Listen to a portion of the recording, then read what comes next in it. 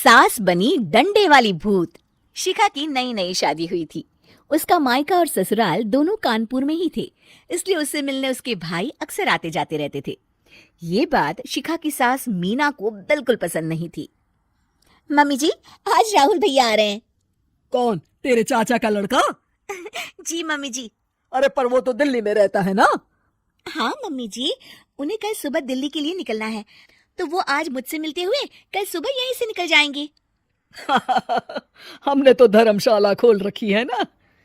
कुछ कहा क्या मम्मी जी? मैंने कहा हाँ हाँ, आने दे तेरे भैया को, जमकर खातिरदारी करेंगे। अब तो कुछ करना ही पड़ेगा, इससे पहले कि मेरा घर धर्मशाला बन जाए। ये कैसी बातें कर रही हो मीना? सच ही तो कह रही हूं।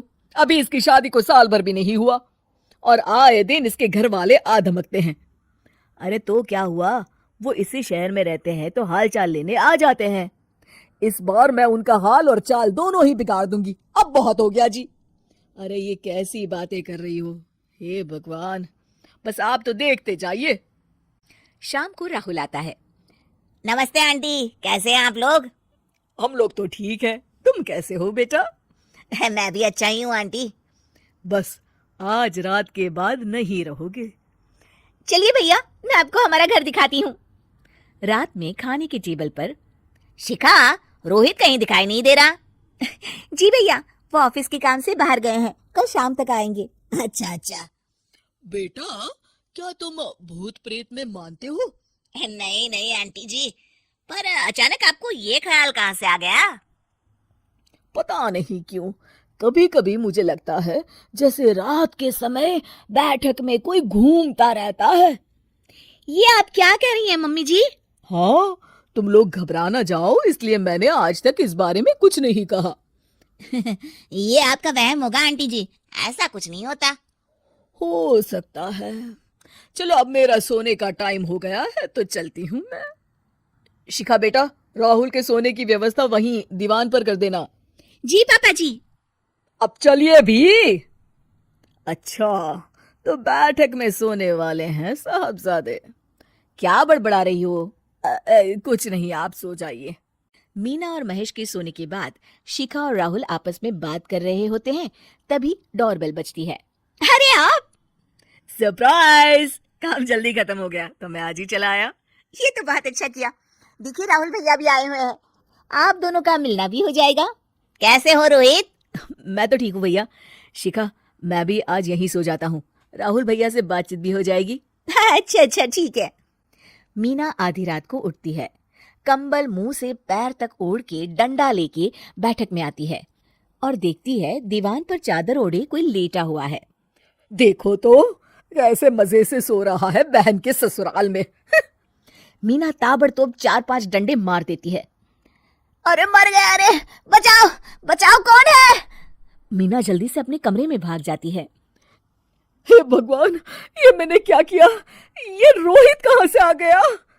लगता है ये नालायक राहुल मेहमानों वाले कमरे में सो गया होगा। आज तो इसकी खैर नहीं। उधर बैठक में, अरे क्या हुआ रोहित? मैं बाथरूम में था, तुम्हारे चिल्लाने की आवाज सुनी। पता है भैया, मैं सो रहा था, अचानक से कोई आकर मुझे डंडे मारने लगा। ये क्या कह रहे हो? लगता है तुम भी आंटी की तरह भूत प्रेत में मानते हो। नहीं नहीं भैया, सच में कोई आया था।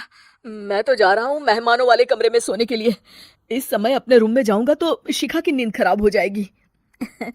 ठीक है भाई, जाओ तुम, जहाँ तुम्हारा भूत डंडा लेके ना आ सके। थोड़ी देर बाद मीना कंबल ओढ़ के डंडा लेकर मेहमानों वाले कमरे में पहुंच जाती है। वो बिस्तर पर सोए रोहित को फिर डंडों से मारने लगती है।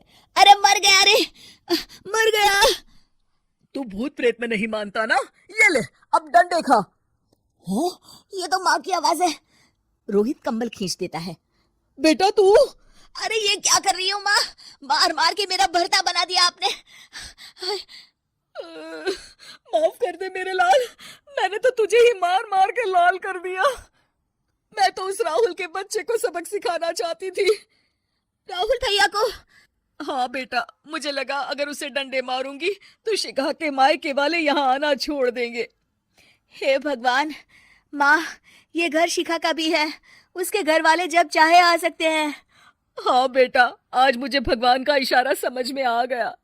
मैं कितना गलत करने चली थी और अपने ही बेटे को चोट पहुंचा दी। अब चुपचाप जाके सो जाओ माँ, और किसी को कुछ बताने की जरूरत भी नहीं है। शिक्षा दूसरों का बुरा चाहने वालों के साथ भी बुरा ही होता है।